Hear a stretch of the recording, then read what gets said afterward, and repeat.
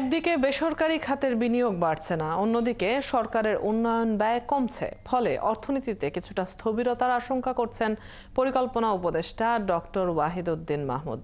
মূল্যস্ফীতি বেশি থাকায় নতুন বিনিয়োগ না আসলে কর্মসংস্থান বাড়বে না বলেও জানিয়েছেন তিনি।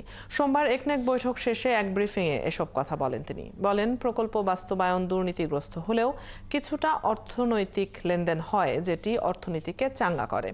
অনেক দুর্নীতিবাজ প্রকল্প পরিচালক এরই মধ্যে পালিয়েছে জানিয়ে তিনি বলেন, তাদের জায়গায় অন্য কর্মকর্তা নিয়োগ দিতে হয়েছে। অপচয় হয় এমন কোনো প্রকল্প এখনই বাস্তবায়ন করা যাবে না বলে জানান পরিকল্পনা উপদেষ্টা। বৈঠকে প্রায় ৫,৯১৫ কোটি ৯১ লাখ টাকা ব্যয়ে ৫টি প্রকল্পের অনুমোদন দেওয়া হয়। শেরেবাংলা নগরে এনএসি সম্মেলন কক্ষে অনুষ্ঠিত সভায় সভাপতিত্ব করেন প্রধান উপদেষ্টা ডক্টর মোহাম্মদ ইউনূস।